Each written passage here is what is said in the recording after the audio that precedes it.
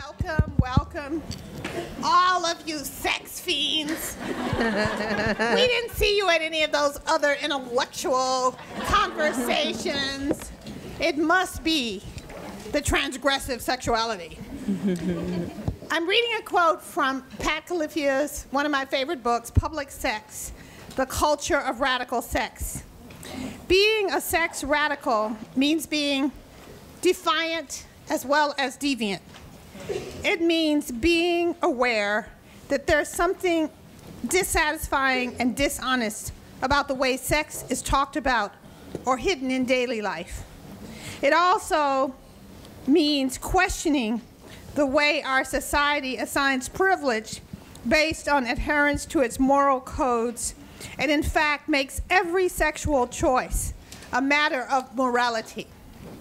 I'm just, kind of crazy and awed to be here with Chip, otherwise known as Samuel Delaney, because I told him I am the sex radical that I am because of him. It's all Chip's fault.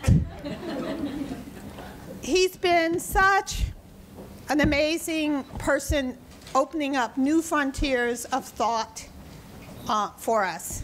So, where's our introducing person? Here. Okay. Hi.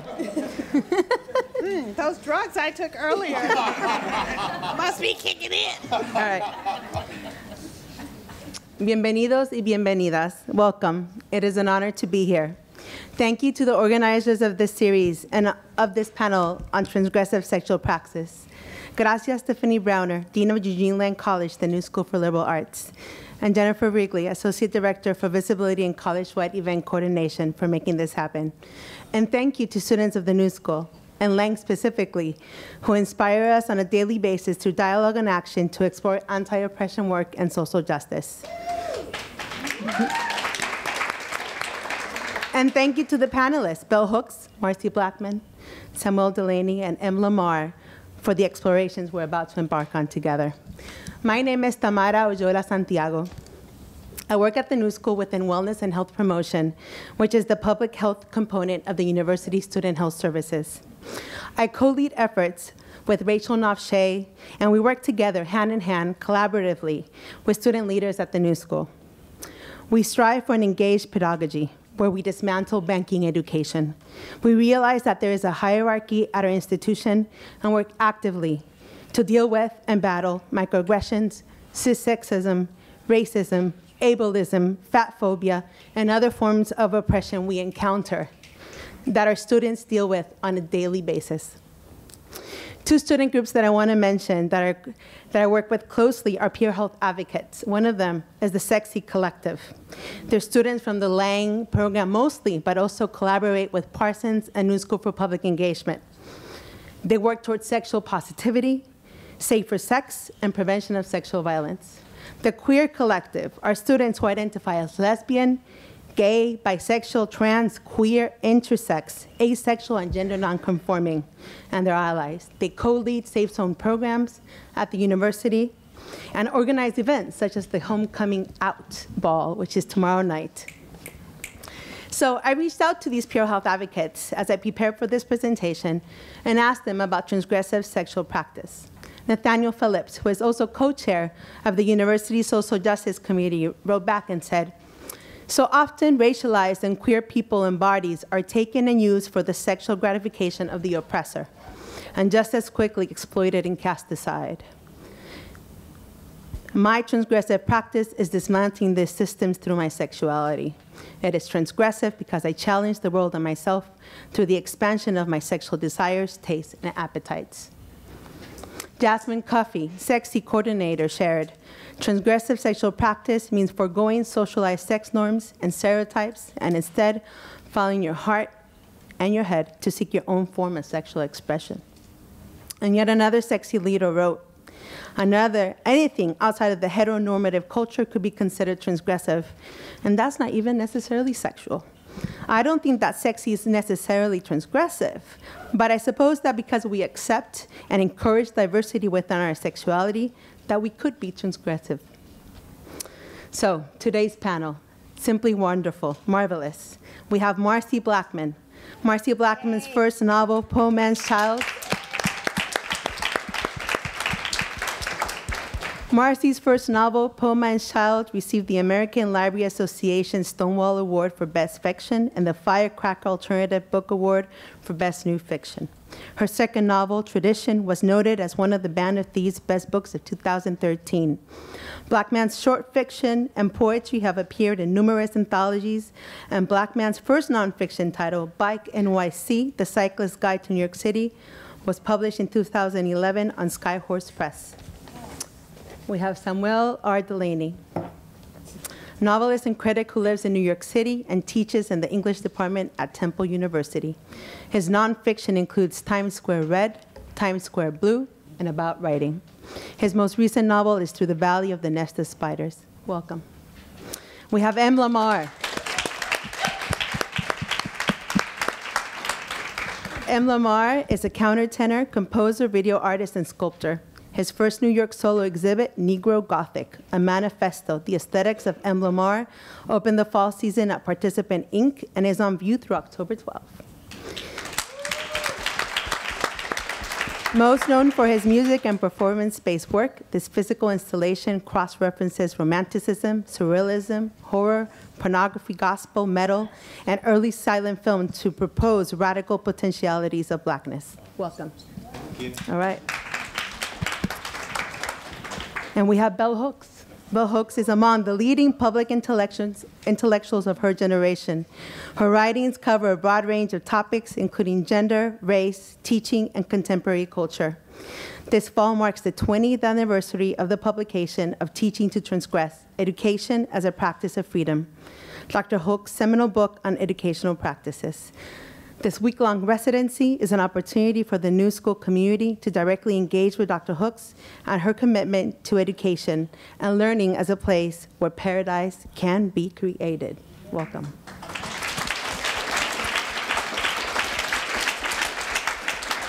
Final thought, Lang is provocative, focused on social activism through the lens of theoretical rigor. We are proud to present this dialogue. Thank you.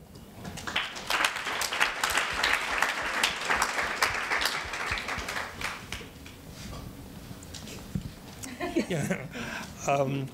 I just wanted to start with just a couple of little comments. One is just a kind of reminder, and it may even be a voice from a, dare I say, another generation, but it's the one I got. The more we consider and analyze and try to understand love, the greater our inclination is to forget power. That's because we inhabit a discourse which, for better or for worse, underneath everything tends to say that power is bad and love is good. So we get caught in it even when we don't want to. One of the things that I remember from just my own life that might be interesting, or then again it also might be incredibly dull, when I was a kid, I've been listening to these programs on the live screens, and it's one of the things I'm very much aware of is how so many of the young people that you have on the program, and when they're talking about themselves, say, I didn't know anything about feminism until, and then they say 17, 25, whatever the age is, and of course, and I think that wasn't me, you know. I knew about feminism from before I can remember. All right. You know, I did. And I can't imagine anybody coming to a Bell Hooks event who is not aware of the Sojourner Truth, Ain't I a Woman speech. You know, I could recite that thing by the time I was 13 years old. And I'm very glad that I did, because, and one of the things it also did is it made it, that speech makes very, very clear that feminism and racism are intimately integrated into one another. You can't get from one, you can't have one or another one. As much as I am glad that Bell frequently reminds us of the what is it, the white supremacist, the imperialist white supremacist capitalist patriarchy, but is the black one any patriarchy any better? I don't know. No, of course not. Exactly. Yeah, they are. So by the time I was 19, I had decided. I was in the midst of writing my first novel, and if you read it, you can probably get the hints of it, that the position of women in the world was the most important political problem we had. This was, when was this? This was 1961. When I was 19, I had just been married. I had, surprise, surprise, married a woman. That's all we talked about for the first 3 years we were together. Day in and day out, women's problems. That's all any of the women talked about who came through our front door. Marilyn's friends, all the problems they had as women, getting jobs, all of this. And I sat there and listened, and I hope I learned a few things. So it was. So this became what I wrote about for the first few years. I wanted to do it indirectly. Why? Because I was scared to do it directly.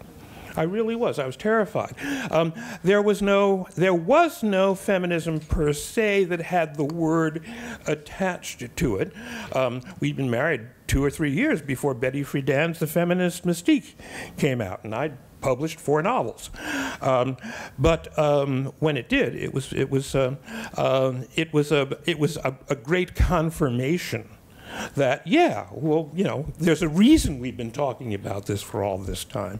So it was just let me say it again, once again, that not only that as we analyze love, we tend to forget power, but it also, of course, works the other way around. As we analyze power, we tend to forget, we are inclined to forget love. What we have to remember is that in the larger scheme, both of them are neutral. This is a little hard to wrap your head around, because we do have this discourse that says good and bad and wants to put them on opposite sides. But love can kill you, power can kill you. Power can make you uproariously happy, and love can make you uproariously happy. What you have to do is, think about them both. So I was waiting for the man to get to the sex. That's what I was thinking too. I was like, where's the sex coming in? Well, the other thing is, the other thing is because, this is what. Do you really want? We want to talk? That's what we're here to do. Transgressive sexuality. Yeah, bring it. Well, again, at one point, in fact, it's one thing I was wondering about. At one point, again, when I was listening to this, you used the phrase transgressive sexual practices, and you talked about pushing the the perimeters around this notion. And I thought, well, the language changes. There's no way you can stop it. If you wanted to, you try to stop the changing of language, and you're like King Canute at the shore, haranguing against the sea. But for me, that's not what transgression means. Transgression means there's a line there, and you have to cross that line and go to the other side. If you cross it enough and you bring back enough information, possibly you can move that line, move the perimeters. But you have to start by crossing it. And the only way you can do it is you have to seize power. That's the first thing that you need to do. and then you have to cross it and see what's there. And then if you are brave enough to be articulate about what you find, then maybe the line will move. That was beautifully said, but I didn't get to the sex in that. Okay. Well, I'll point. Didn't I just say this was the man from whom I learned so much? Sex radical, that's right. Yeah, but go ahead. well, okay. Well, the thing is, Lamar okay. wants to say something. Okay, please. I was going to ask you a question. Okay. Because earlier you said, Belle was like, when we were in Stephanie's office, do you all consider yourselves sex radicals? And we were all like, oh yeah. And then you were like, no. So why not? Because we've read Times Square, we've read your work. Right. It seems a little sex radical to us, but why not? I don't know. I just do the things that I want to do, and I try to do them as intelligently as I possibly can. This is sometimes, I am one of these bizarre people. I will, if you want to know, I like to suck dick. Me too. There you go, Belle. There's your sex. Are you glad that I said it now? Yes, Okay. yes. All right. Good. I like to, I'm really oral. I love kissing guys. I like putting my tongue way down their throat. Okay, he's going too far. All right. Well, this is, you want me to do it. I mean, Well, no, but one of the things that's so moving to me. Lamar, he was not finished. and all of those things, and we can, But the other thing is this, and this is something, this will be my concluding, and then I will turn it over to you. I just want to ask you another question, but go on. Okay. No. One of the things I'm always saying to the students that I come to talk to, and it's usually because of Times Square, they call me in, and they say, well, look, don't you feel embarrassed about talking about liking to suck dick, liking to, to do the various things that you do? To which my answer is, look, because I'm a child of the AIDS generation, where being honest about what you do is a matter, if you don't, you're complicit in murder. So that was a big change in the early 80s. And if I had any modesty before that, that kind of threw it out the window. And I also said, I don't feel that I lose any of my dignity by telling people in front of that I have a sex life like everybody else. Why? Honey, it was all that pee and stuff in That's right. Times Square Red, Times Square Blue that, kind of questioned what tiny bit of bourgeois sensibility I might have. I was like, oh. Actually, it was the pee. Okay, all right. It was the pee that me and my boyfriend were reading earlier. We had dinner, and then we were sitting in a cafe. Where is the boyfriend? Is he My out boyfriend's there? statement, it's stand-up statement, so she can see you.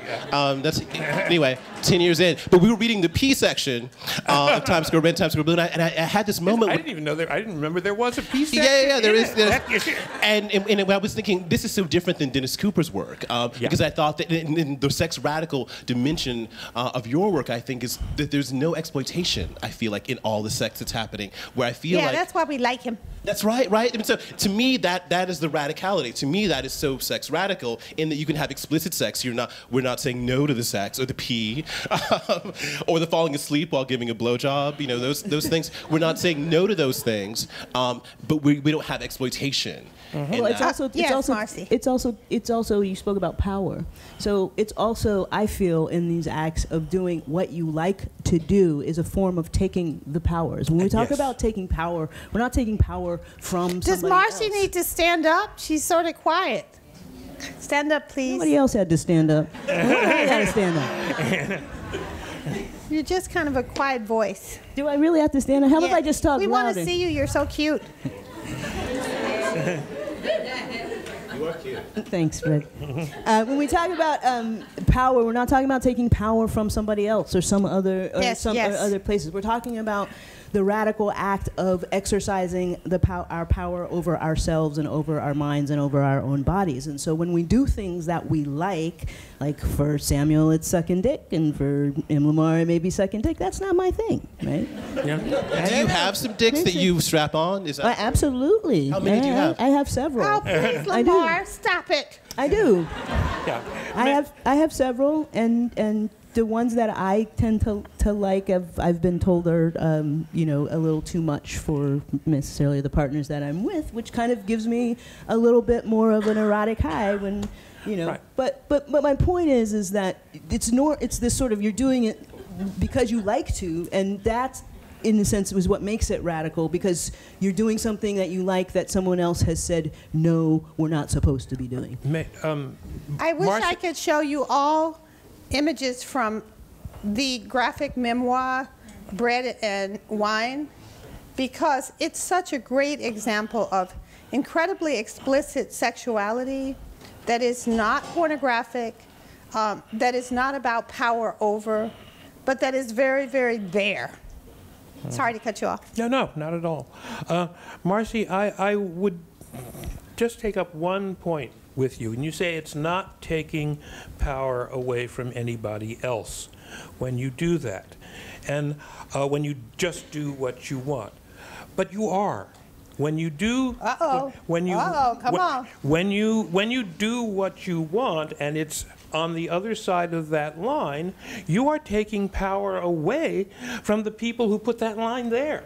The people who say, no, you can't do that. Sure, absolutely. But the power that you're taking back is the power that they took from you by putting that line there, right? So if we're now going to cross that line to take that power back over ourselves, we are taking it back. We are taking a power back that was ours to begin with, that was where they attempted to take it from us. So when I say that we're not taking it from them, we're not taking it from... We're not taking their power over their bodies and minds and souls from them. We are simply taking back what was ours to begin with. Okay, that's one way to look at it, sure. And that's one way to look at it. And however, but that's the same. But the people who put the line there will very often tell you the reason I put that line there was for your benefit. You know, it was to help you, to keep you safe. That's why I put that line there.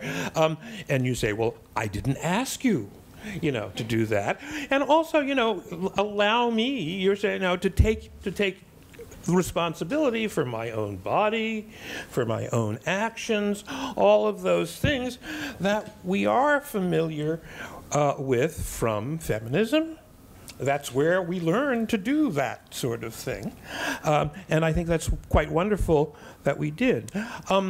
I would like to hear more from Marcy and more from Belle, because one other quick thing, as important as I have always thought feminism is, I have never called myself a feminist. I'm a feminist sympathizer. But I don't think men can be feminists. I still am of that generation that says, give us a migrophone and we'll take over the whole show. And that's what I'm doing here. and given what we are here to talk about, I'm going to shut up for a while. Well, I want to be clear that I'm not into being feminist, the I am feminist. I am interested in the active practice of a politics that we name as feminism. That is not an identity, and I think that what has taken us in many wrong directions has been the notion of feminism as an identity.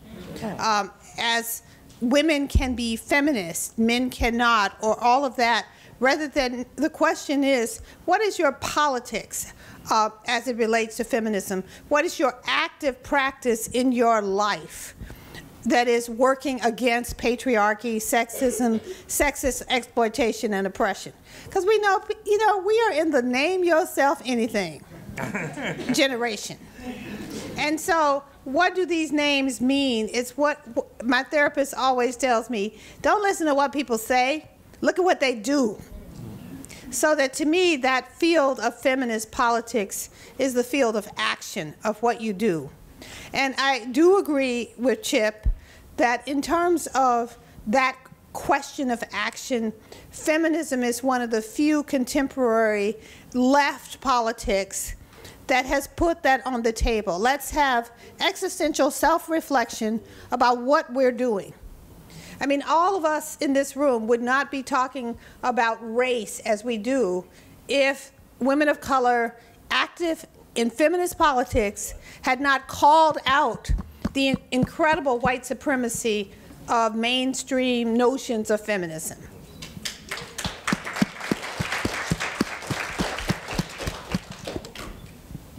Now, Marcy, I hope, will, I don't know, I mean, I feel like there are people in this audience, and I have to get on your case, that haven't read Marcy, that have not read Samuel Delany.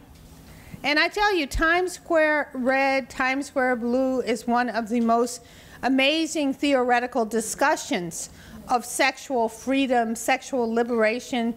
I mean, it will really turn your mind upside down. So I want to encourage all of you to read these works. And in fact, that's part of why we wanted to talk with Samuel Delany, because his vision has been so expansive. We will not allow you to take patriarchal control over us, will we, Marcy? That's not going to happen. But we will hope that you will offer us some of the amazing wisdom. I mean, okay, let me tell you a Samuel Delany wisdom that just knocked me back for months. He suggests that women will not really ever achieve true sexual freedom until we have the capacity to have, what you call it, anonymous sex, or like, you know, like when he's describing all the places that men go to have their sex with strangers or whatever. And that really made me, you know, turn my head around to think about that whole question of female sexual freedom. Well, I would shift a bit of the nuance of that, which is to say, I think it should be a choice. Oh, yeah. It's not a case of, you know, all women have got to go out and do this. You know, nor is it a case of, you know, all men have to go out and do this, or all gay men have to go out and do this. A lot of us do. A lot of us enjoy the hell out of it. You know, I've been one of the people who has enjoyed the hell out of it. And my only point is I don't want to make it impossible for other people who want to enjoy it. Now, at various times since 1962, I think, is the first time I encountered, this is again before there was a concerted feminism, there were places where women, you know, there were gay bars that had their female women nights, their lesbian nights, and women would come in, and some of these nights were kickier than others, and some places were kickier than others. So this has been tried, you know, and some women have said, "Wow, this was really great. I had no idea this was as fun as it was," and other women have said, "I was just totally uncomfortable. This is just not what I wanted to do. This is not my idea of, you know, of sexual freedom," to which I have no argument with any of it. One of the things that men also have a tendency to do when they start talking about feminism is explain to women how they ought to do it, you know, which is not the point. The point is to let people figure out what they want to do, what their needs are, how they want to constitute themselves in the world. This means, whether you like it or not, it does mean shutting up and listening. I'm so glad to hear Belle say again and again, listening is so important. Marcy, yeah. Marcy is the person up here who most recently in her writing writes incredibly explicit sexual writing. The person who does, in fact, write more than any other, certainly black female I know, about the politics of power and sexuality. Different, would you call it, well, how would you name it? Sadomasochism? There's some of that in there. But I mean, this is why a lot of people find your work disturbing, because it doesn't fit with the conventional notions of lesbian fiction, lesbian sexuality. Yeah, I mean, I don't know about that, just because I I read all kinds of things. My tastes are eclectic, and so I don't really know what the conventional notions of lesbian sexuality are. I don't really feel like I can speak to that, but I do know that I tend to explore sexual practices and sexualities with my characters, as well as my characters who are not necessarily, well, they're definitely not mainstream by any means, and they are often crossing the line, as Samuel noted, going into this other territory. And in my first novel, the main character, Poe, engages in SM acts with her. She's black and her lover is white, and her lover is also not just, she's white, but she's of a better off economic class than Poe is, and Poe chooses to bottom to this person, and which is problematic for a lot of reasons, but it brings up a lot of issues for her around slavery and racism and all these things, and so so that was interesting to me to explore. At the time that I wrote this book, I lived in San Francisco, and there was a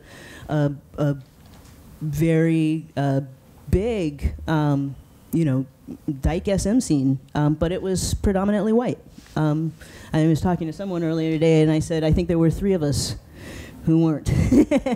And we all knew each other, and one of my friends bottomed all the time, and I couldn't understand it. I was like, how can you do that? How does your mind not get in the way for you? Because my mind would not let me go there. What was her answer? I don't even remember what her answer was. Is that it was erotic for her. It was her. That's what she enjoyed, and she remembered from the first time that she was a little girl that she asked her friend to tie her up, and and it went from there. And she didn't think about the historical ramifications of that thing, of what she was actually doing. And for me, it sparked this interest, and I wanted to explore, because I didn't feel like I could do that in my physical practice, but I felt like, well, maybe I can explore this with my characters. With your imaginative. Yes. I want to jump in here just because I feel like I'm dealing in very similar ways with SM questions, like that are very much racialized. My show, up right now, Negro Gothic Manifesto, at Participant Inc., deals a lot in these plantation fantasies, what I like to call plantation fantasies, where people are acting out various SM dynamics with whips and with chains. A whip cracker, you're my cracker is this thing that I play around with. I mean, but that cracker comes from the whip cracker on the plantation, and so there's this whole image where I'm inserting all these whips in boys' asses, sort of a la the Mapplethorpe. White asses. That's right. One of the boys is here, actually. Do you want to stand up? But part of the point is your girlfriend's here with you too, right? You can also stand up, girlfriend, who allowed me to put those whips in. Anyway, but part of the point is to try to sort of understand what a plantation dynamic, a homosexual plantation dynamic, must have been like. There's not a lot of research on homosexual plantation dynamics, sexually, and so I'm sort of trying in these films and in these images to try to sort of understand what that must be like. Belle can't deal with that. It's like you're giving me this look. You're wrong about that. There is nothing Belle can't deal with. Didn't I say I was a student of Samuel Delaney? Well, may I throw something in here? And I hope this isn't taken as some kind of derailing of the central thrust of the conversation. Yeah, that thrust stuff. Seriously, I think I am a very conservative Freudian. And one of the things... That's very disturbing. Yes. Oh, thank God. I'm glad. But Freud had some very interesting thoughts about this kind of thing. And one of his thoughts was that a perversion is the opposite of a neurosis. And as far as he was concerned, which was the healthier, perversion or neurosis? And he said very clearly, perversion is far healthier than neurosis. Neuroses get in the way and they make you fuck up your entire life. You know, whereas perversions, you do it when you get in bed, you enjoy it, and then you forget about it, or you don't forget about it, as the case may be, and you go on. And this explains things like why so many gay men, their closest friends are women. You know, in the way that straight men often find it very hard to be friends with women because they do sexualize them. You know, and many, many other things get explained by this, and I think Freud was right. Freud was also, and this is something, Freud was concerned with the situation of women. He really was. The first psychoanalyst that he trained was Emma Eckstein, was a woman. He welcomed women into his movement. Thomas Henry Huxley was giving lectures at Oxford, and would come in and wait for the guards to take all the women who had come to hear him and conduct them out of the room. You know, Freud, on the other hand, wanted as many women as he possibly could. His patients were women. The people he liked were women.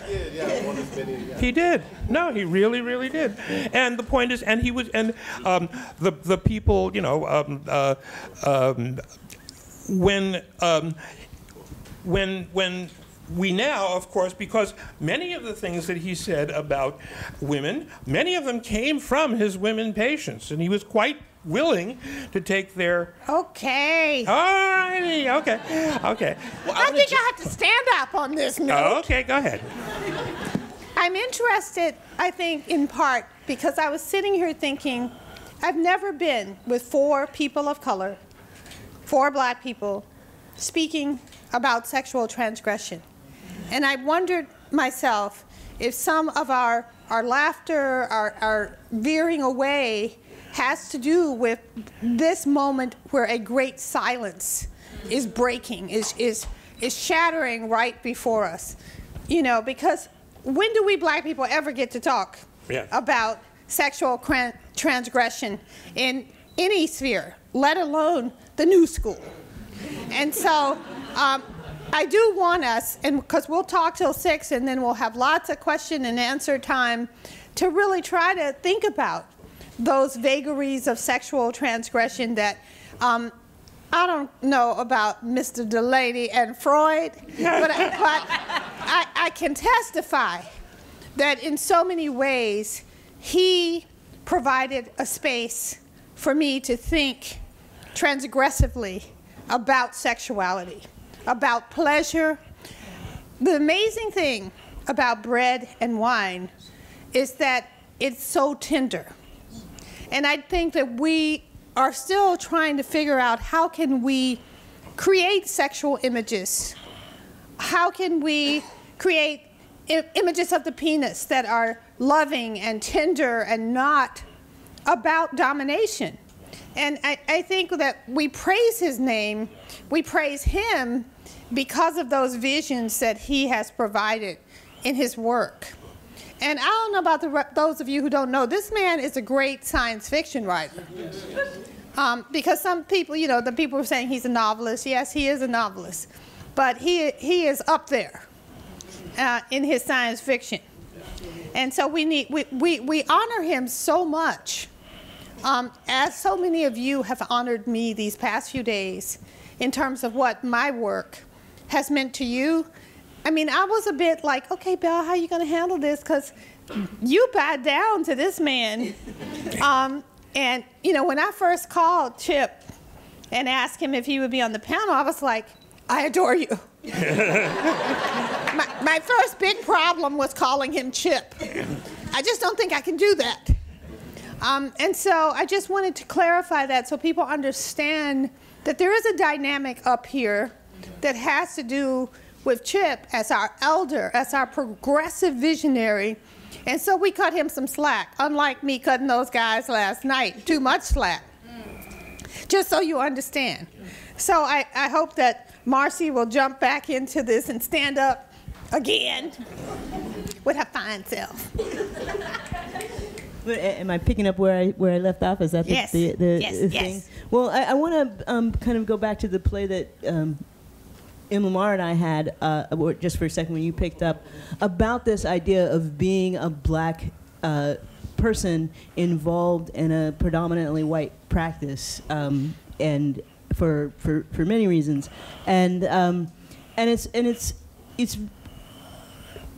there's something about in my writing and also in my own life of when I'm involved with someone white sexually and they want me to do all kinds of crazy things, that I can find a place where that is okay in my body, and that I actually not only am I doing it for them, but I get off on it and I enjoy it too. But when I'm with women of color who then want me to do all kinds of crazy things, your multiple penises, yes, exactly, and other things, I become a little more hesitant, and I think it's the history sitting in the room with me that makes that happen. But see, around Chip's point about perversion, though, it's just to ask you a question. I mean, I believe and I agree that in perversion. Slow down, please. I had this talk with him earlier. Yeah, that's right. Don't start talking so fast that we can't I just get so excited. I know. Especially about sex. But perversion, I mean, this thing that perversion could be a healthy thing. I mean, that this moment but it's part of the point of me having these plantation narratives within my work is to sort of have a place of recovery, or so that we can have these moments where we can talk about white male desire for black men specifically. Like, one of my trips is that, like, I say all white men in our culture are obsessed with black penises. And now we know the history of lynching, and we know that these white men were cutting off and making trophies out of black penises, but we also watch pornography, hopefully, just for research purposes, on the internet. And if you go to Pornhub or Xtube or any of these places, you might consume pornography. You can see all these films where my wife got fucked by a big black cocker, my first big black cocker, and then you have to go another step and say, well, who is producing all of this big black cock pornography? And it's white men. And then you say, well, these white men themselves are not obsessed with big black cock, but they realize there's a market for big black cock. And so then someone is obsessed with this fiction, and I want to talk about this fiction of the big black cock that we needed. And I also want to say that the flip side of this obsession with big black cock is when this police officer in Ferguson who shoots down a black boy. Or George Zimmerman, who shoots Trayvon Martin. That I think that this obsession with and this invention in the white imagination, the white supremacist imagination of the black cock, is this very thing that's leading to the death of so many black people. And so I think all the black men. Could you slow that one down and as we say, make more clear what you mean? That I think that this same obsession sexually with black men, and that obsession is with black men somehow being more male, somehow more masculine, somehow more virile than white men. There's so many times, I used to do sex work too, so there's so many times I heard these white men say, oh, my penis is so small and yours is so big, and I just want to worship it. Link that to Ferguson and Trayvon Martin. Well, but I think that very obsession with that kind of masculinity, that jungleized masculinity, is the flip side of this overly violent black man who will just devour me. But it's not just an obsession with black men and black men's penises. Yes, it's there and it's a given and it's been there all the time. But there's just as big an obsession with black women and black women's pussies. And I'm sorry, and the jungle bunnies and the whole thing, and with white men and equally, I think, with black men. So I feel like when we're talking about transgressive sexual practices and we're talking about doing these things, I think what I was trying to get at was that yes. We can call it transgressive when we cross this line and we do things that we're told we're not supposed to do, but as black women, we've also been told we're not supposed to have this connection at this vulnerable, very, very deep place inside, which is transgressive for me, because that's a taking back of something that was denied. And so when I can be in a kidnapping scene with a white chick, right, and then I can set up a time where I can basically just mess with her mind and say, okay, look, there's gonna be a week, and at any time in this week, I can come for you and kidnap you And that's our agreement, and that's our contract, and that's what we're gonna do, right? And I can do that, and I can go there, and I can do that with him. But but the place for me, because there's something about you often talk when you talk about the James Brown movie about flipping it, and there's a place for me in that where I'm flipping the script, you know. And the other place for me with black women and women of color, I'm flipping the script because we are expected to be, you know, the big sort of booty, jungle booty call thing, you know. That's what we're expected to do. We're expected to do this stuff, but what we're not expected to do is go down to that very, very, very, very deep place and affirm each other down there. And that, to me, is transgressive. I think we have to remember, too, that the black woman booty, as it is represented, is very passive. I mean, that was one of the things that struck me about the Nicki Minaj video, Anaconda, that it's a passive booty. It's not active. It does not have a voice. Wear me out, yeah. So that's why our panel was, whose booty is this? Because we are still, as black women, trying to find that space where we can claim that the desires of the booty, whatever they may be, and speak those desires. Go, jump on in here. Okay. One of the things I would just like to mention, because everybody from about the third row forward can't see, is we have an intervention going on. And I would like to thank you guys for doing what you were doing.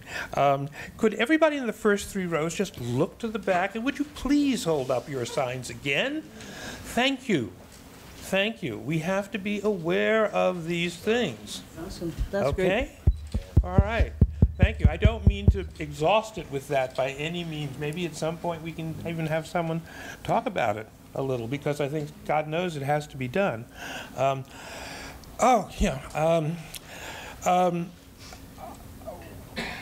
I'm one of these gay men who likes women as my friend. I always have been. My best friend is, one of my best friends is my daughter, who is now 40 years old and a doctor, and is a wonderful person. And the other one is my sister, whom she looks exactly alike, which is, and she looks like you? Hmm? She looks exactly like you? Or no, your daughter? I don't know. My daughter looks just like my sister, and my sister looks just like my daughter. I don't know how that happened. That the genes, the genes sort of did that. So that's all that's the way it happened. So I want my friends to have a good life. I really, really think it's, and as I said, not only is it a case just of thinking it's the most important political problem in the world today, and everybody that I seems to be trying to fuck it up. Do you talk to your sister and your daughter about their sex life? Lamar, please. He can. No, that's a perfectly reasonable. No, except that you weren't finished with your sentence. Yeah. Okay. No. That's a perfectly good question. I suppose from time to time I do with my daughter. My sister is a more private person, and I respect the boundaries she's comfortable with, she's always. I never came out to my sister publicly. However, at one particular point, I was giving a talk at the library, and she was. I looked down, and there was my sister and my mother's best friend. My mother, at that point, had a stroke and was in the hospital, as she was till the end of her life. And I was talking. I was giving a talk of gay fiction in the '80s. This was a long time ago. And I was talking about things that had happened in the St. Mark's Baths and all these things, and I'm thinking, well, there's my sister. How that's kind of interesting. And then I was so busy looking at her, what I didn't do is realize that there was at the other end of the auditorium, which was about 4 times the size of this one, there was a bunch of women who looked vaguely familiar, and as soon as the talk was over, they came running forward. And they said, Chip, we really liked what you... And I realized it was my mother's bridge club from Harlem. And so I thank you, and they were all so appreciative and what have you. And I walked home, and I thought, golly, if I wasn't out before, I am sure out now. Because when you are out to your mother's bridge club, you are out. And so so there that but it goes along with you're also out to your friends, and that's what happens, And so it was a good thing, and I was very glad that it happened. And I didn't mean to interrupt you. No, sure. But the only reason why I bring it up is because we were talking about women empowering their sexuality, and I didn't want us to leave that because that's, like I can talk about big black dick all day, but I think we know. But it's a much more difficult thing to talk about. I think women's sexual subjectivity, and so if we can, I don't know how we get deeper into that. Whose booty is that? I came to whose booty is this talk because I wanted to know whose it was. And also, I said in that talk that the anaconda thing is really, because the anaconda in the original text is all about, again, the penis. And so that really the Nicki Minaj moment is a moment where she's recentering the phallus. But in a passive way. In a very passive way, yeah. Because I guess, she could be featuring it in an active way. She could have some whips coming out of her ass or something. Yeah. I'm sorry. I was teasing him about his art project. Which you have all figured out is a commentary on the Robert Mapplethorpe, famous Robert Mapplethorpe. Well, I would like us to think about that part of why it has been so difficult for us as black females across multiple sexual practices to feel liberated within any kind of transgressive sexuality is the whole issue of reframing. Because we've been so consistently framed within the sexuality of victim, rape victim, lustful, prostitute, what have you. Remember, Lorraine Hansberry told us, I could be Jesus in drag, and you would still think I'm selling. And she kept reiterating that phrase to emphasize how deep those frames go in our life. Yeah. Mm-hmm. And those frames are there for us, for all of us in this room, as women of color, black females specifically. Then how do we break out of the frame, create another frame? Meaning that to me is why the issue of transgression is important, because as I think that line is drawn, that is the frame. The line, and so the question becomes, how do we move? And that's what I see in Marcy's work, the effort to move past that frame and to create another frame, and to problematize our relationship to the sexualized body, the white body that may want us to dominate it, etc. And so, you want to jump in here?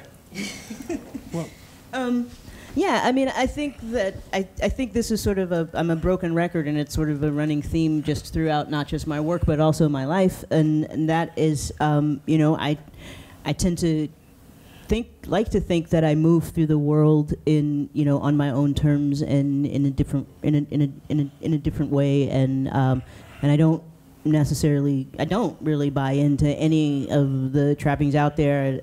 Having a conversation with someone a few days ago who was talking about like being concerned with what other people thought of something that she did, and I said, well, I just sort of kind of off the cuff said, yeah, well, we all care about what people think about us, and she went, you don't. And I thought about it. I was like, that's really true. I don't actually really care what anybody thinks about me. And I think that's kind of what I'm trying to do with pushing the line, is basically that I am trying to basically go, I don't really care about your lens. What I care about is being able to sort of interact and connect. And that connection, when I talk about going deeper into a vulnerable space, I'm not talking about vanilla sex. That's not what I'm saying. I'm talking about being able to create a space where we can take risks and be vulnerable in that risk with each other. And cross that line that way. And so that's what I'm trying to do, is I'm trying to make those acts as normal for my characters in these stories as they would be for a heteronormative couple who goes to bed and does it in the missionary position and goes to sleep. You know, and that's what I'm trying to do with that, and I'm also trying to juxtapose it with, you know, all of the other human emotions that are universal to all of us. So while you might be shocked and disturbed, as a lot of people were, you know, I mean, I had agents basically go, I love this book, but will you take out the SM stuff? And I was just like, well, then I don't have a book if I take it out. So no, actually I won't, you know? And so it was like a lot of people were really disturbed with that. And that is also my point. I find it, I personally find it very problematic when I see all these white women going around topping black women without the conversation being including a conversation about what's really happening here and juxtaposing it to this sort of non-consensual SM, which we call slavery, right? Wow. Can I? Is there like a butch femme dynamic in a lot of these? I mean, because one of the things that occurs to me.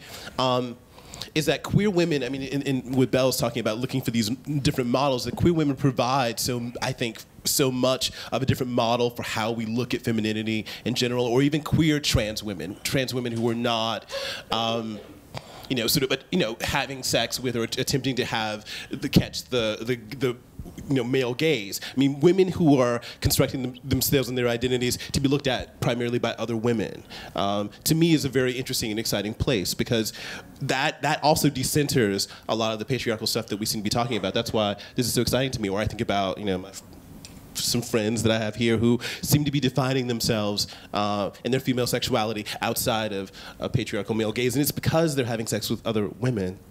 But then are you trying to tell us that women cannot have a patriarchal gaze? No. That's not what I'm saying. Yeah, that's well, not that's what, what because I also think, well, Thank because I also think that many, I mean, the butch femme thing, I think is also, I mean, I'm outside of it looking in, but it also seems to be a problematic sort of construction within dynamics of patriarchy. I mean, in terms of a queer kind of sexuality. I mean, I'm not, nothing against my femme friends who are here, but I think there's always this, I mean, because one of your lovely points has been that patriarchy has no gender. This week, I listen, I pay attention, and that women obviously can internalize all these ideas just as much as men can. And not just internalize them, but actually act out on them. And Exactly. You know, in the book I'm working on right now, you know, there's a dynamic between a character who is trans F to M and a character who's an older butch lesbian who's old school white who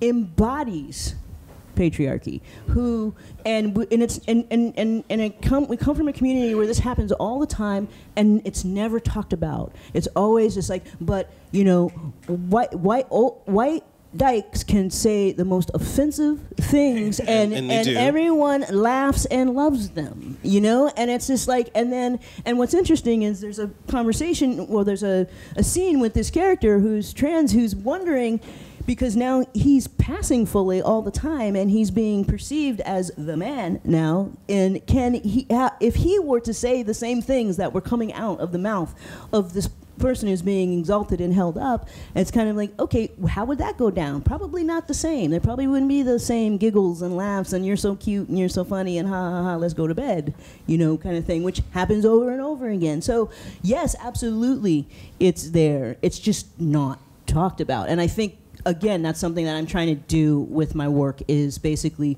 bring these things to the surface and say, and I want you to be disturbed by it. I want you to take a look at it and question what you're doing in your life. Well, if we can't talk about all these things, then we have no... we don't stand a chance. You know, if we can't even begin to have a conversation about sort of master-slave dynamics in our sexual practice, in our daily lives, then we're lost. I would like to go back to the sort of alternate question, Belle, about whose booty is it? Because language changes, and booty is not, what would you say? You know, I think I knew what it was about 6 or 7 years ago. What are we referring to now, specifically? Can I ask you that? And then it'd be easier for me, at any rate, to think about whose it is. I don't have an answer for that, precisely because I think there's a multiple understanding of booty. Right. Okay. Well, from various positionalities. Okay. But I think the question that was posed, whose booty is this, was posed more as a kind of reference back to Spike Lee's Whose Pussy Is This? To talk about, I mean, what we are experiencing as black females is we are being told by media that this is our moment. Our sexuality is liberated. It's leading. It's at the forefront of progressive sexual practice for females. I mean, this is what a lot of representation, the New York Times, everywhere we go, we're being told this right now. I mean, if you read the article on the sugar baby or sugar mama? Sugar mama. And saw some of the images on the internet of white people trying to have sex with the sugar mama or mimicking sex. I think it's a curious time for us because even this overt fixation on black female sexuality is a form of silencing. Because for the most part, it is not us as black females constructing our sexuality for what one might call a liberatory gaze, no matter the color, the skin color of the person who is looking. But, and that might be another question in terms of transgressive sexuality. Who's really looking at black females? And are we even really looking at ourselves? Because isn't it at the core of an aesthetics of white supremacy that we are not allowed to look at ourselves? Certainly not with desire, pleasure, exploration. And I mean, that's part of why we can have this discussion and need to have this discussion, because I don't think we have figured out progressive ways to see ourselves sexually. Yeah. Were you gonna, you're gonna say something, then Marcy wanted to. Okay, well, I mean, it has always, not always seemed to me, but certainly for the last 10 or so or 15 years since I've been thinking about the question directly, that all sexual patterns that I can see as being part of the public awareness are contoured by capitalism. All right. You know, that's what they are. I don't know how that happened. I'm so sorry. Yeah, I mean, yeah, how did that possibly... Oh, no, oh, well, oh, I thought you were apologizing for capitalism, which I thought was very sweet. No, but the thing is, recently I was teaching a Greek novel from 157, Christian era, Daphnis and Chloe, and at one point, Daphnis gets the young man gets set upon by a gay character, and who tries to rape him, and he pulls away, and it's supposed to be very funny, and he runs away, and then he thinks, well, he says, he-goats never mount he-goats, and and he-sheep never mount he-sheep. Well, we know, if you've ever been on a farm, you know that sheep and goats, not to mention dogs and farm boys, fuck everything, the point, and I thought, well, how did this happen? And then I remembered all of the characters, including Daphnis and Chloe, are slaves. Wow. They are slaves, and they are in the middle of a chapter where everybody is concerned about the master is coming. And what is everybody going to think? What is the master going to think of the farm? And so the only thing they are concerned about is pleasing the master. So all these goats and their what have you, and sheep belong to the master. So the only sex that is important is the sex that produces offspring. And that's why suddenly, suddenly the rest of the sex becomes secondary, we don't mention it, and then it moves in, and 2 generations of we don't mention it, and it's evil. And that's how that process works. And so so capitalism is contouring it back there in the middle of Daphnis and Chloe, and it's contouring it today, with dare I say, Miley Cyrus's twerking and everybody else's for that matter. It's purely, not purely, but it's an economic force. Unless you're talking, rages through it. Isn't that, part of what you argue, I think, in Times Square Red, Times Square Blue, that it is precisely that reality that calls forth our need for subcultures and for subculture spaces. Yes. You can clap for me. Yes.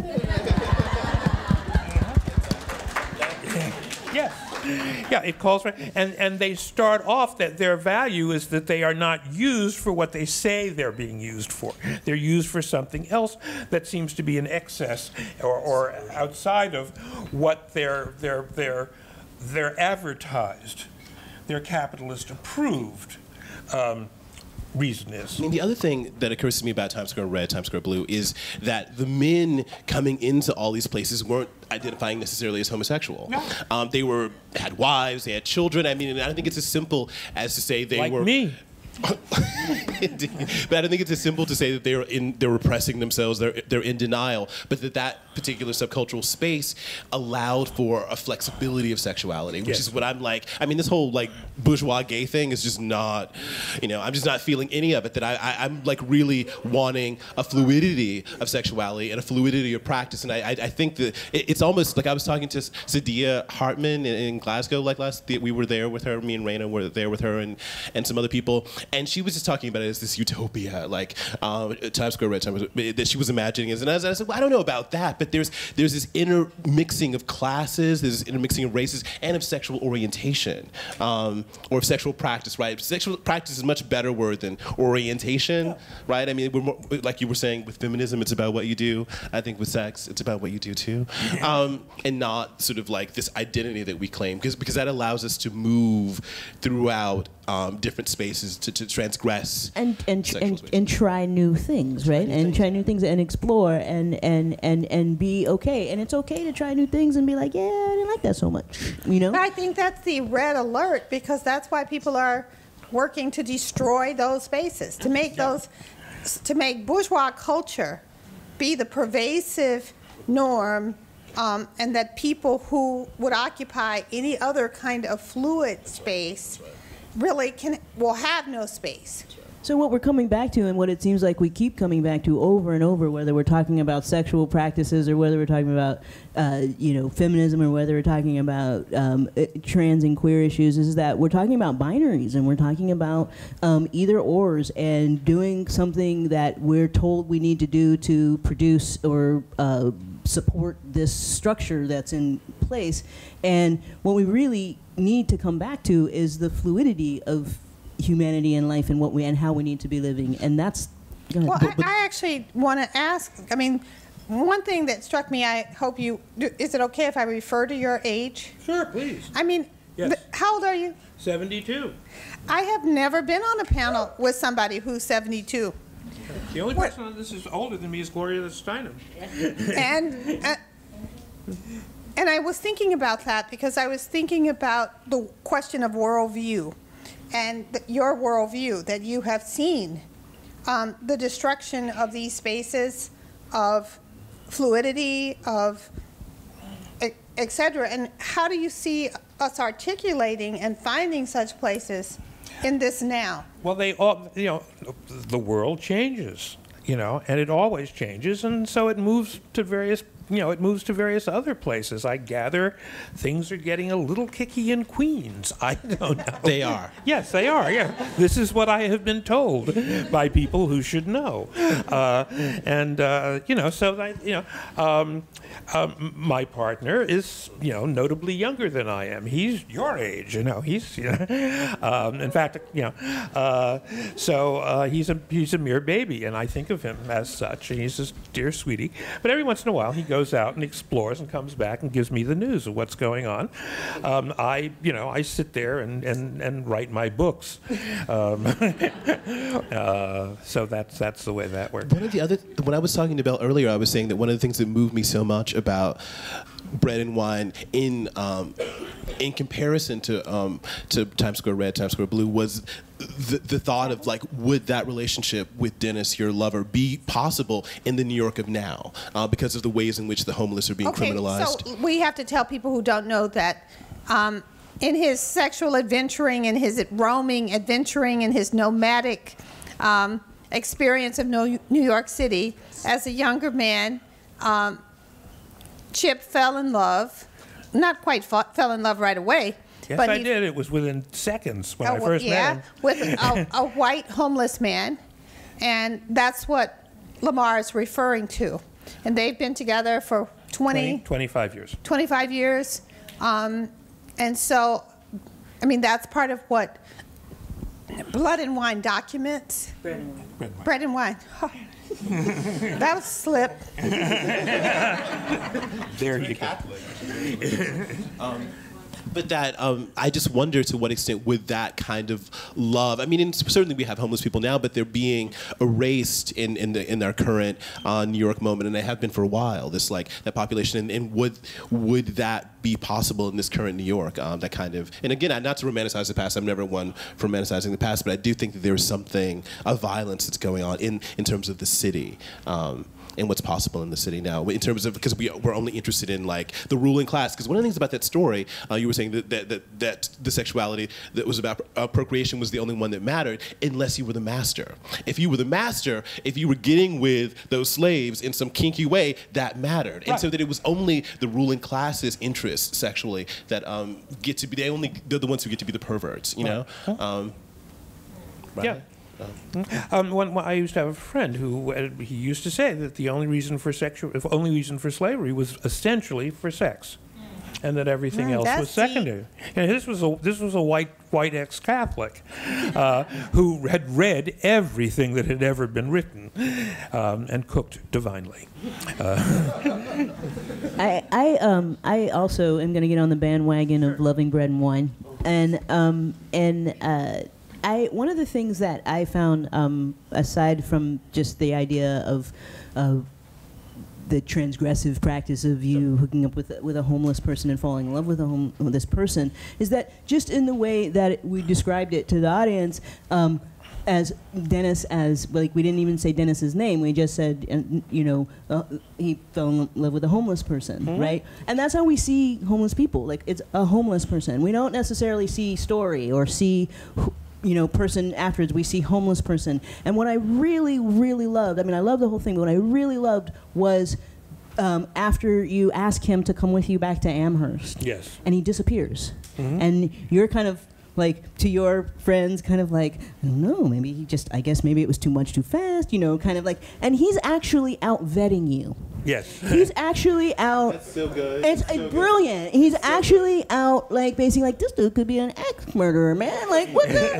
like, I need to find out about this guy, and it's like, and it's such a flip of, it's not just humanizing. It's like he is totally, he's exercising his own agency here, right? And we don't think of, and that's a transgressive practice right there. Is like, this script was flipped in this way. That's right. Yeah. I think that's a good note to open up the discussion. And please do not give us lectures, ask your question, or make your short comment. Tell us what you're thinking about. Yes. So I was actually thinking about HIV/AIDS and about how falling in love, loving somebody who's living with HIV/AIDS is now considered a sexual transgressive act in many ways, and how HIV/AIDS is criminalized. Mm-hmm. And so just that was echoing in my mind as I was hearing you all. So any thoughts about that?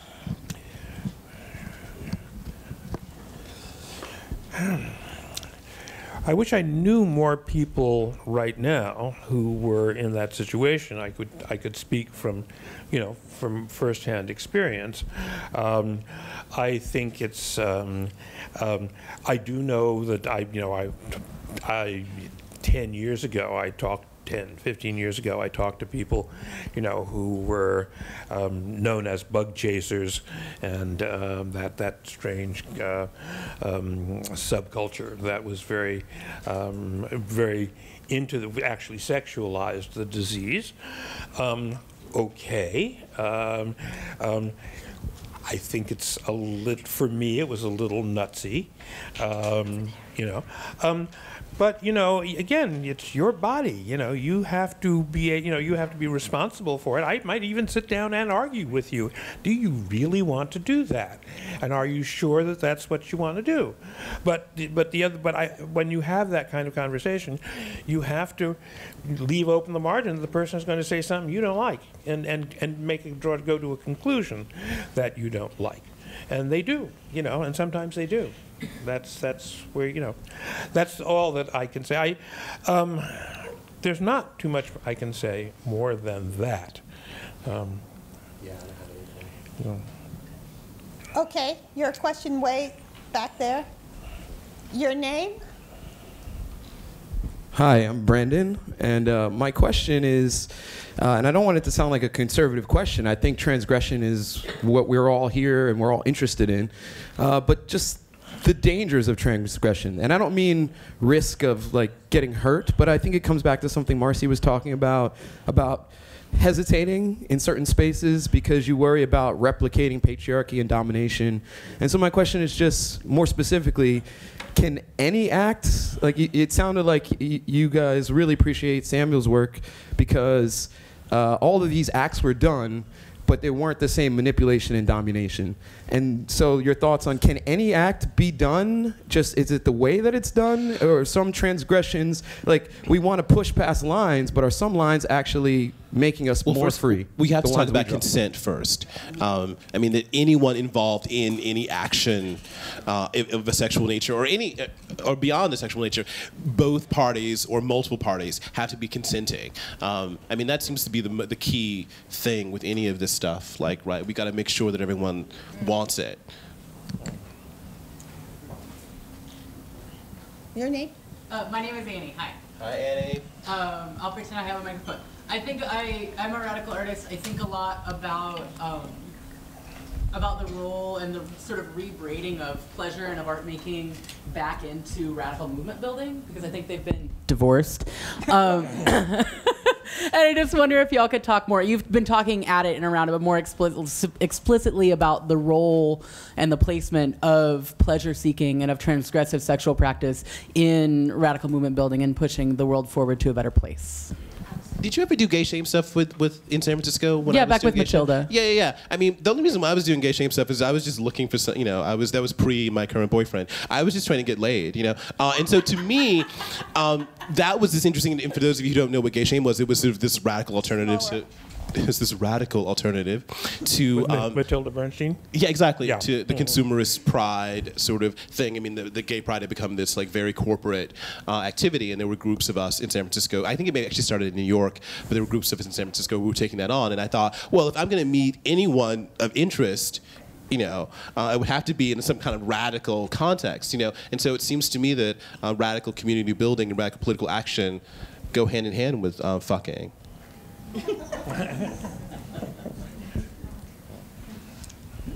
Right?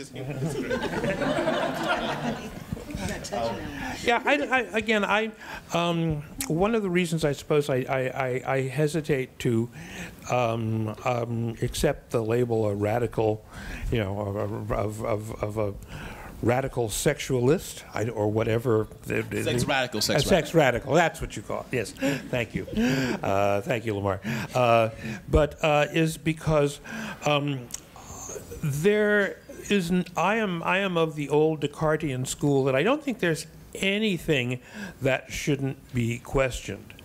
I think there are even times when consent is not absolutely necessary. You know, I think I can think of a couple of times in my own life when it's both when people had sex with, initiated sex with me without my saying, hey, without us having any kind of conversation about it, or vice versa, where afterwards everybody was very happy. But that's so dangerous. That's so dangerous. It is very dangerous. Of course it is dangerous. But the point is, context is everything. Context is everything. For your default, I think you have to have a default mode of behavior. And I think for the default mode of behavior, I think consent is an absolutely sane, good default mode. And safe words. And relatively safe. And Marcy said safe words. Safe words. And a safe word. I have written about both several times. But the point is, nothing obtains in 100% of the cases, and that's scary. Because it puts the responsibility back on you, rather than on the, as long as we follow the rules, everything will be okay. Well, there are no rules that if you follow them all the time, everything will be okay. Unfortunately, that's called life. And sometimes... And the dangerous nature of desire is desire has that capacity to disrupt the rules. I mean... Yes, and it does again and again. For example, I'm less interested in the whole slave and master paradigm, the reproduction of that, as I am in what allowed some of those relationships to become humanized, to evolve into loving contact, because that's, I feel, something this dominator culture doesn't want us to understand, because that's a real transgression when you shift. That we know that a lot of, for example, white males, masters, quote, try to marry the slave women that they were involved with. And we know this because of the many court cases where the families were wanting that person to be ruled insane. Yes, yeah. And so that whole, once again, we're back to James Brown's notion of flip it. But we don't know, how was it flipped? Right. Mm-hmm. What caused the turnaround? Because we can't say that people started at this equal, consensual place of desire. That's right. Mm-hmm. We start at a place of inequality and domination and clearly defined lines. The question is, how do you disrupt those lines? Because I think it's only in knowing that we will be able to create meaningful, radical revolutions, not in the constant deconstruction of the old paradigms. Yeah. I'm sorry, your name? Mona. Hi, my name is Mona. I'm from, thank you. My name is Mona Al-Tahawi, and I'm from Egypt. I'm a dual citizen, but I moved back to Egypt last year for the revolution. And I know, it's for real. It's wonderful. No, we're fighting great. hard. Yeah, no. Not the theoretical, but the real revolution. Yeah, I know, right. Yes. And I just wanted to say, as a woman of color, as someone from an Arab Muslim heritage, it's so important for me that this is a panel of people of color talking about not just sexuality, but transgressive sexuality, because I believe that our revolution will fail unless it becomes a sexual and a social revolution. Mm-hmm. And we're often silenced, those of us who are fighting against a military junta and a religious fundamentalism, both of which try to shut us down, all of our expressions, especially expressions of sexuality, by saying things like, this is a white Western luxury and a privilege, and you're just trying to recreate these imperialist colonial structures. And for me, as a woman who's not white and not imperialist, it's really important to have all your work, especially yours, Belle. I was fangirling you the other day, going, oh my God, I'm such a fangirl of yours. It because we need that, because we can't privilege race or sex. We can't privilege race over sex, but we also can't be silenced in those most sensitive and transgressive points. So for me, I fight against monogamy. I reject monogamy as a way to reject military establishment and religious fundamentalism. So this is just me fangirling all of you. Thank you. Yeah. Some of you may know of my aunts, my Bessie Delaney and Sadie Delaney, and who had a bestseller a couple of years, a decade ago. Having Our Say. Having Our Say. And those of you, they were far more famous than I have ever been or will ever be. And they probably made more money, too. Yeah, they certainly did. They did. They had, what was the point I was going to make?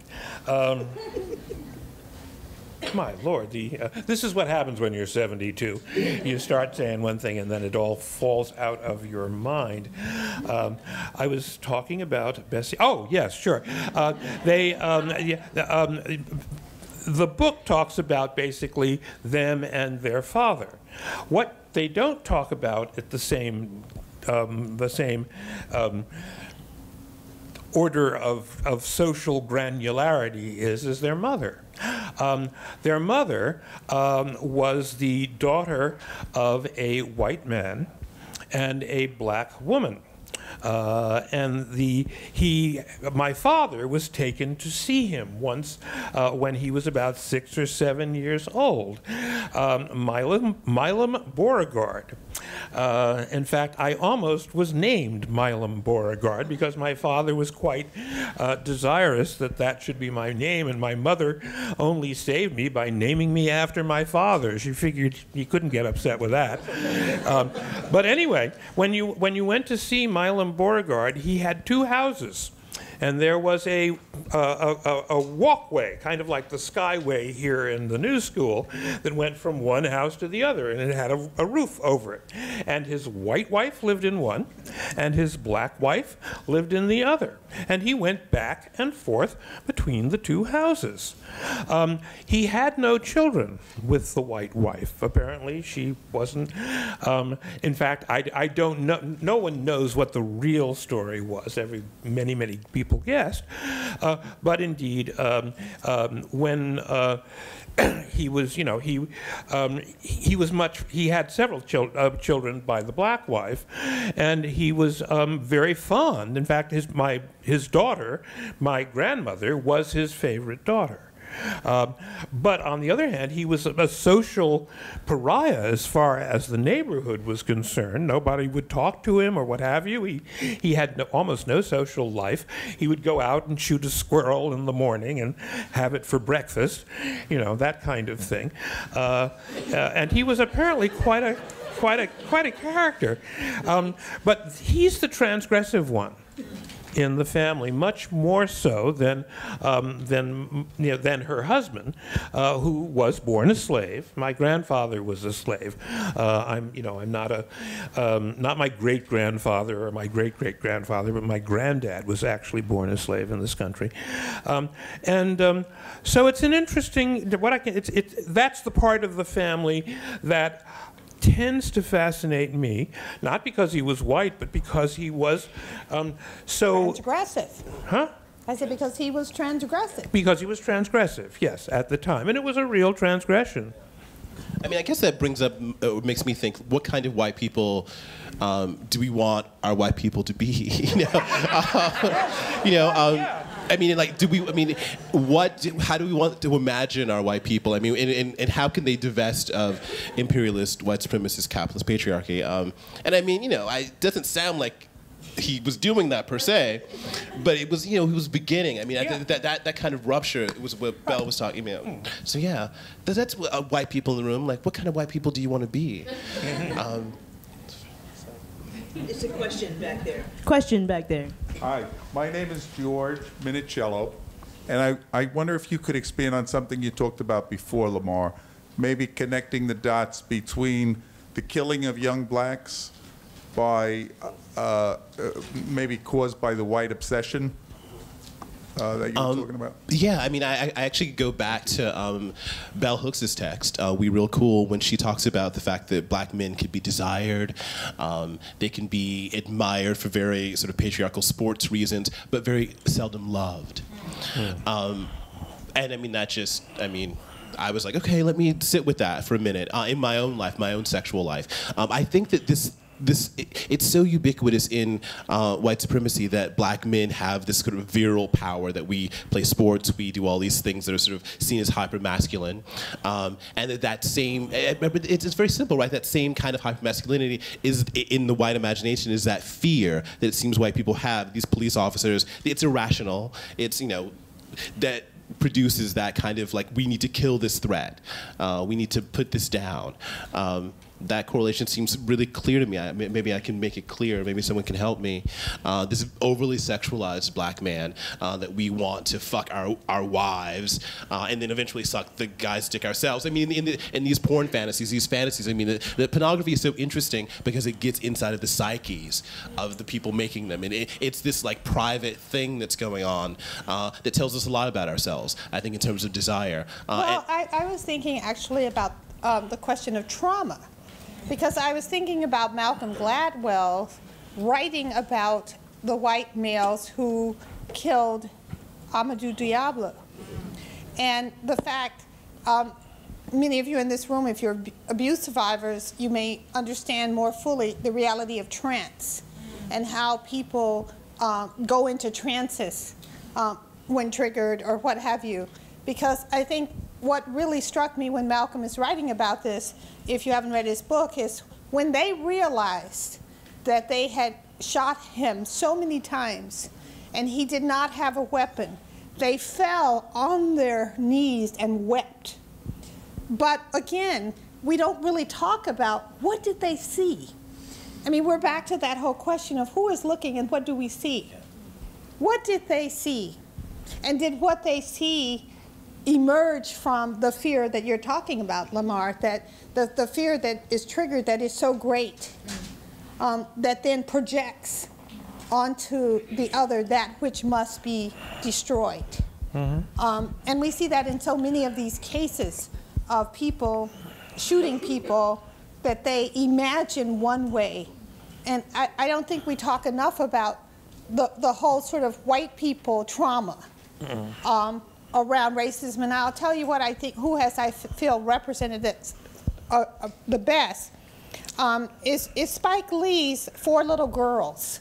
If you remember the overweight white man who becomes a lawyer, but when he talks about being a little boy and hearing that his father and all these white people that he's looked up to are actually implicated in the murder of the 4 little girls, and how traumatic that is for him, and how that shapes his life, because he can't get away from whiteness. It won't turn him loose. And so that kind of deconstruction of that trauma we do very little of, because in terms of always talking about white privilege and white power, we don't want to talk about how damaged and wounded and insane white people are. I mean, I talk about patriarchy as, in psychological terms, as a disease of disordered desire. But that is similar to, feeds into racism, and that we how do we talk about that on our television sets? How do we talk about the projection, the trance that those men who killed John Crawford, were they unable to hear him, or what did they hear? And it's almost like domestic violence. We know so little about the heart of domestic violence in patriarchy. That is, the violence perpetuated by patriarchal men, because they can't speak. Whatever they're going through, they can't yet fully name. We are much more able to name how we feel as victims, how we can articulate what happened to us, than the people who are somehow driven to levels of violence that they don't really fully comprehend why. Why?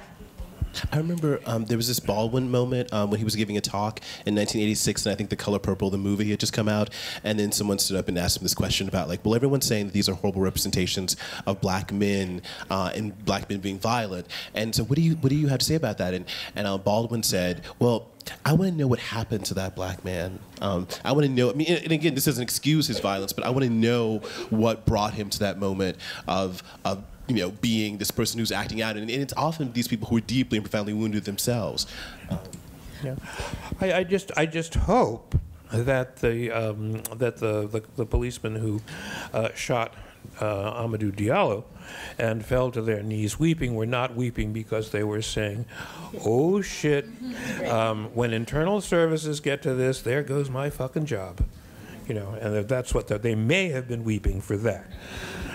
I hope not. What a cynical perspective. But that's the line, what right? about my life has made me such a cynical son of a bitch? But that's the line. That's the line, right? There's a video that's been circulating virally around the net, and I think it was either in like North Carolina or somewhere in the South where actually no, it's New Jersey. I take it back. It's right here. It's New Jersey, and this was caught on dash cam by the police, and they basically this dude. They got called to domestic violence. There's nothing. They found nothing there, so they left. And the guy who was there left the house to go wherever. And they pulled him over on the freeway, and rammed his car. I mean, just pulled him out of the car, beat him. And as they were beating him, the guy was just like a rag doll being just beaten. They were yelling, "Stop reaching for your gun. Stop reaching for my gun. Stop reaching for my gun. Stop reaching for my gun." The dude, I don't even think he knew where his hands were, let alone to be able to try to reach for anything, because he was just getting pummeled and pummeled and pummeled. And my first reaction was, oh, they're setting it up. They're setting it up for their defense that he was reaching for his gun. And then I was thinking about it later, and I was just like, or were they so programmed that as just a black man, he was a threat? That of course that's exactly what he was going to do, is he was going to reach for the gun, so they were basically preempting it because they were so fearful. And that's the line, right? The line walks right between cynicism and this trauma. Or stop reaching for my penis. I mean, if we want to get psychoanalytic about it. And so what is that fear? Because then we're back to the usurping of the dominator positionality. That if you're supposed to be, nothing, we're back to Nikki Giovanni's woman poem, "I ain't shit, you must be lower than that to care." If you are the nothing, but I feel that you are reaching for my masculinity, for my power, then, it behooves me to destroy you, to hold on to that power. Another question? Yes. My name is Marcelo. Thank you. I'm interested in this discussion very much. We rarely talk about sex, much less transgression on sexuality. But when you transgress, there are a few things can happen, between pleasure and pain. But my point really on this is, what are we transgressing?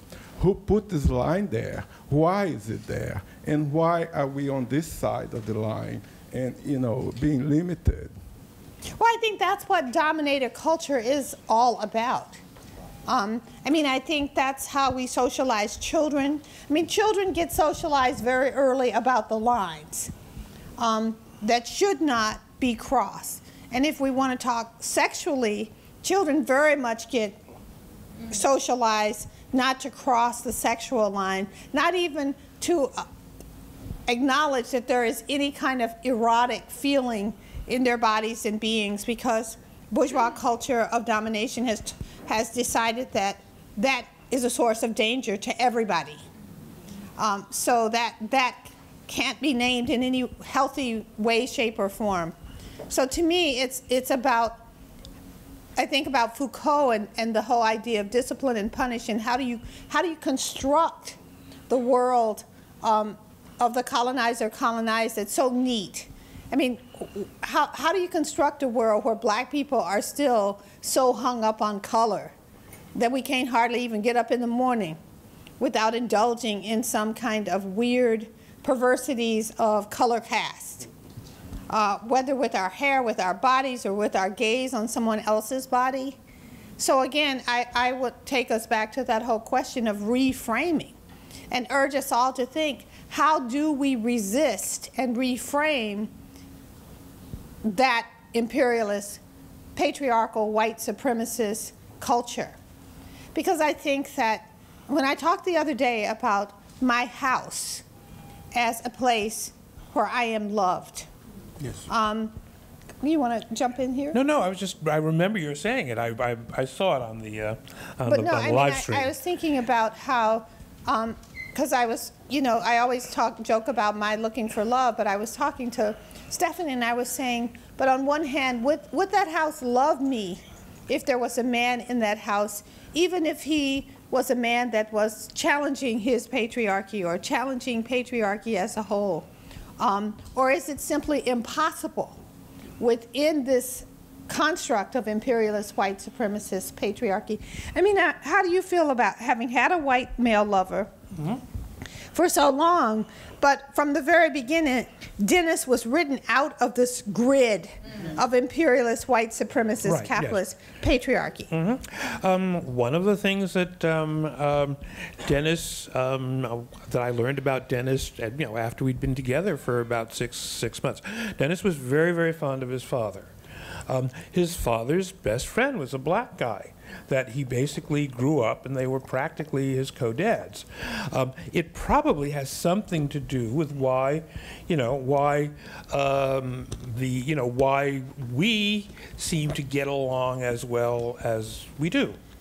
I was going to also wanted to throw in a little story about you mentioned the way kids are socialized, and this is about that. When my daughter was about 3 years old, I used to worry about precisely that, especially in feminist terms. I mean, one of the things, when my daughter is now 40, but when she was 37 years ago, there was a real dearth of children's books with female characters, main female characters. There were, especially if they were books about animals. And there was one of the books that I liked very, very much, but I thought, well, called Corduroy. Maybe you know it. I see people nodding, yeah. Well, I thought, I know what I'm going to do. Corduroy wore Oshkosh jeans. My daughter, at 3 years old, wore Oshkosh overalls. And I thought, aha, I have the solution. I shall quietly go with my little felt tip pen and my white out, and I will change all the he's to she's. And so Corduroy will become a story about a little girl bear. And corduroy seemed to be a gender-neutral name, and so I picked up one day. I said, "Oh, you want Daddy to read your book?" Yep. So she sat on my lap, and I opened a book, and she had never seen corduroy before, and I started reading, and I got to the first, corduroy she, and she stopped. She said, no, Daddy, that's a boy bear." And I thought, aha, I have her. I said, Corduroy is wearing Oshkosh jeans and is wearing just the same Oshkosh jeans as you are reading. So why can't Corduroy be a little girl bear? And she looked at me and she said, Daddy, that's a book. It's not about what I thought was her own internalizing of gender roles, was her internalizing about how books are made. Books have these things. It has nothing to book, and she had made the separation between books and life at 3, and I was really surprised. And I thought I actually felt much better because I felt much better because I realized it was because she knew more than I gave her credit for, rather than less. And and she had no problem being, she just knew how. In books, that's the way they did it. And this was. I found this very reassuring. in the long run. And you know, she said, well, and so I said, well, can we pretend that she's a she? Oh, well, she knew all about pretending. So she said, okay, let's pretend that she's a she. And so I went back and I read it all as she, and she was perfectly fine by that. Many years later, when she was about 20, 24, 25, I thought, I wonder if she remembers that. And I said, do you have any memory when I read you the story when you were 3 of Corduroy? And she said, no, I don't. I really don't remember it. And she said, but I was going through some of my old books and I found a copy of Corduroy. And for some reason, someone had gone through and changed all the E's to she, and I wondered why in the world had they done that? So that's, you know, that's kids. Another question? Yes.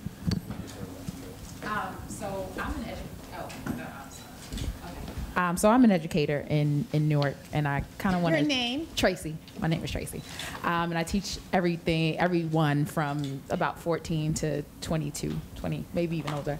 And I'm interested in this question, kind of on a personal level, of safe spaces for people to engage in transgressive.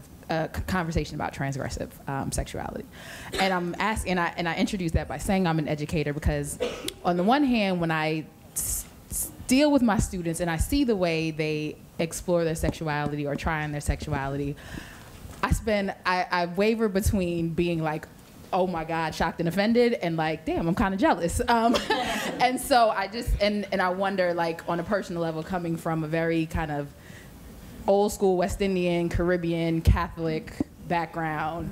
So, you know, even just, you know, asking this question out loud is transgressive in my family. What are some safe spaces that people can, that as an educator, I can enter those conversations with my students? As a woman, I can enter those conversations myself.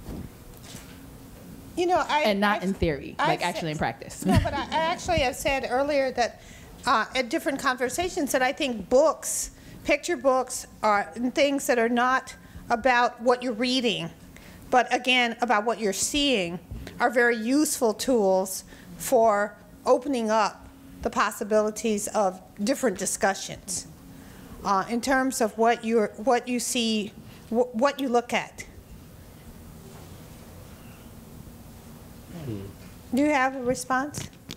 And I guess I would add to that. So, you know, being in academic spaces, obviously getting to have amazing conversations about, you know, in theory, and kind of finding that find myself now bumping up into a wall between what I see in like my everyday experience, like with my friends who are kind of, I guess they would be considered like bourgeois, kind of traditionalists, vanillas, you know, we won't like know them for years and we won't even have conversations about sex.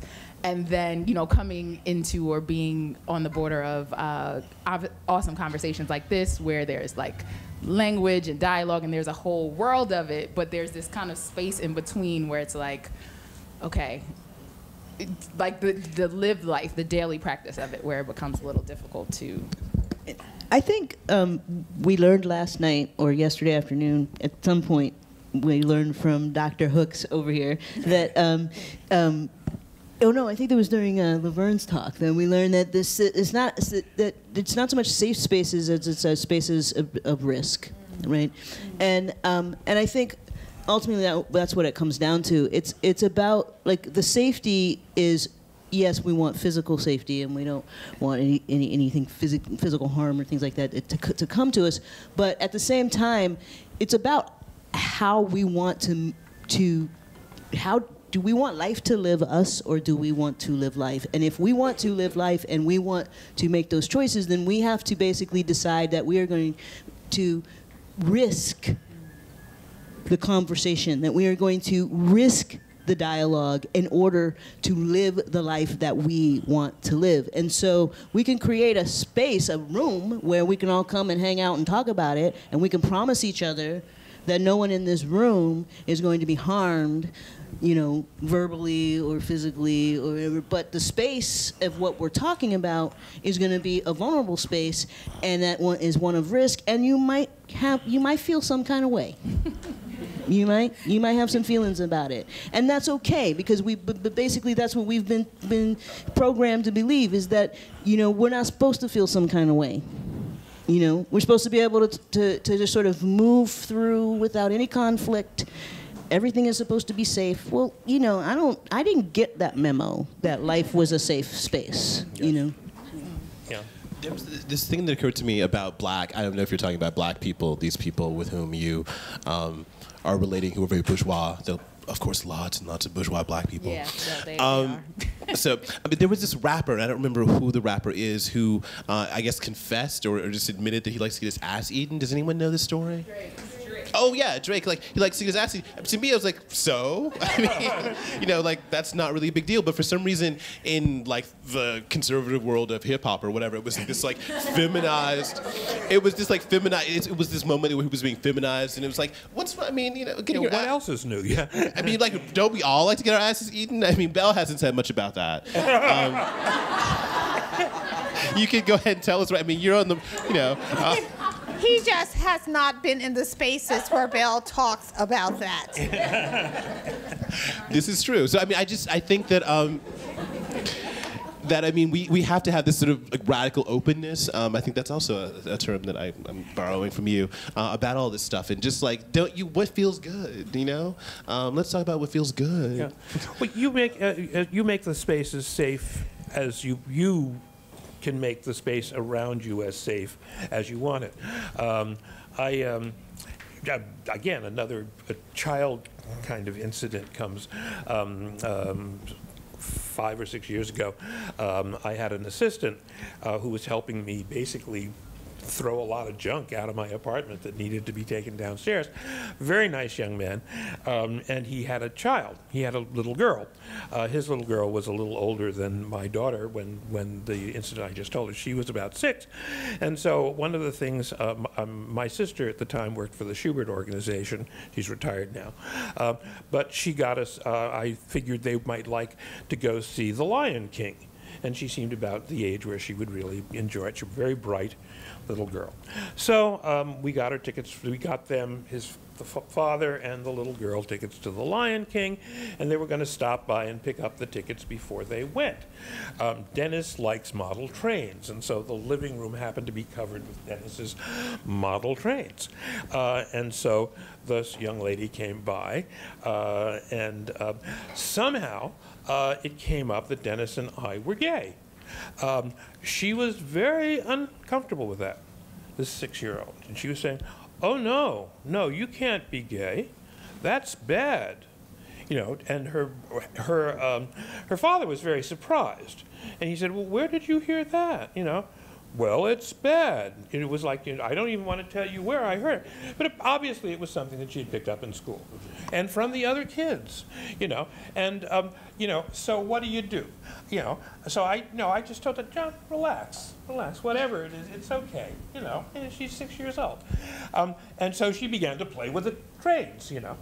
So she was playing with the trains and what have you. And, you know, and every once in a while she would sort of say, and it's bad you're gay, you know, and then she would play some more with the, you know, and fun, you know, and then they went off and saw The Lion King, which she loved.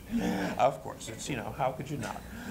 It's just as a theatrical, it's very easy not to actually, yes, but as a theatrical, you know, spectacle for a 6-year-old in the first, you know, Broadway play, she really liked it, and it was lots of fun for her. And for her father too. But the point is simply, you know, you have a safe place. A safe space is where you can say, do anything. You know, you can say, I don't approve of this or that, the other, and nobody jumps on you in the same way that you would jump on somebody else. You know. But then why do we? I mean, I think the word safe to me is so loaded, and so I would think. I think part of why I like the phrase radical openness is I think, okay, what does it mean to have spaces of radical openness? Those spaces suggest to me locations of unconditional expression. So that I think we have to go back to Adrienne Rich saying language is also a place of struggle. Because as long as we hold on to that notion of safety, we are still buying into that binary that there is something there to be feared that has to be countered by our construction of safety. rather than when we talk about spaces of radical openness, we recognize that lots of different things are possible in those spaces. You may encounter something in such spaces that delight you, but you may also encounter something that saddens you or terrifies you. Yeah. We are bringing this to a close despite Lamar's desire to share. Quote you. Can I just quote you? Yes, you may.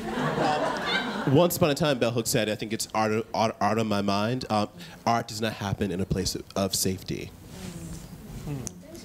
Lamar is really, to me, the quintessential young black intellectual in the making, artist, intellectual, and so we hope for him that he continues to transgress as a black man, because that is a space that people do not want black males to enter. People would rather Cornel West be the buffoon cartoon character that they can laugh at, one example, and they can invite him to speak everywhere, and not that there could be cadres of young black intellectual men who would not be shot down in the street because they know better than to have their asses in the street in imperialist white supremacist capital. I stay at home a lot. I do. I'll save it.